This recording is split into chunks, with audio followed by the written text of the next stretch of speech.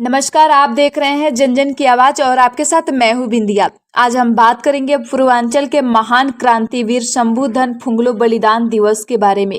जी हां, भारत में सब और स्वतंत्रता के लिए प्राण देने वाले वीर हुए हैं। ग्राम लंकर, उत्तर कछार, असम में शंभुधन फुंगलो का जन्म फागुन पूर्णिमा 1850 ईस्वी में हुआ।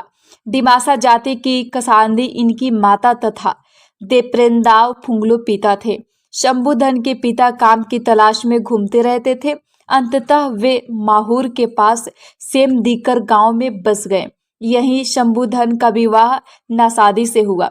शंभु बचपन से ही शिव भक्त थे। एक बार वह दिविंग नदी के किनारे कई दिन तक ध्यानस्थ रहे। लोगों के शोर मचाने पर उन्होंने आंखें खोली और कहा कि मैं भगवान शिव के दर्शन करके ही लौटूंगा। इसके बाद तो दूर दूर से लोग उनसे मिलने आने लगे। वह उनकी समस्या सुनते और उन्हें जड़ी बूटियों की दवा भी देते। उन दिनों पूर्वांचल में अंग्रेज अपनी जड़ें जमा रहे थे। शंभुधन को इनसे बहुत घृणा थी।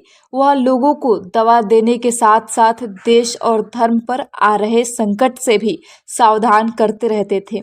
धीरे धीरे उनके विचारों से प्रभावित लोगों की संख्या बढ़ने लगी। एक समय डिमासा कछारी का एक सबल राज्य था। इसकी राजधानी दीमापुर थी।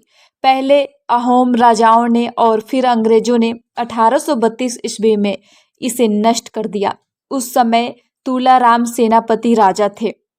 वे अंग्रेजों के प्रबल विरोधी थे। 1854 ईस्वी में उनका देहांत हो गया। अब अंग्रेजों ने इस क्षेत्र में फैले विद्रोह को दबाने के लिए राज्य को विभाजित कर दिया। शंभुधन ने इससे नाराज होकर एक क्रांतिकारी दल बनाया और उसमें उत्साही युवाओं को भर्ती किया। माईबांग के रणचंडी देवी मंदिर में इन्हें शस्त्र संचालन का प्रशिक्षण दिया जाता था। इस प्रकार प्रशिक्षित युवकों को उन्होंने उत्तर कछार जिले में सबोर नियुक्त किया। इनकी गतिविधियों से अंग्रेजों की नाक में दम हो गया। उस समय वहां अंग्रेज मेजर वायड नियुक्त था। वह बहुत क्रूर था। वह एक बार शंभुधन को पकड़ने माईबांग गया, पर वहां युवकों की तैयारी देखकर डर गया। अब उसने जनवरी 1882 में पूरी तैयारी कर माईबांग शिविर पर हमला बोला। पर इधर क्रांतिकारी भी तैयार थे।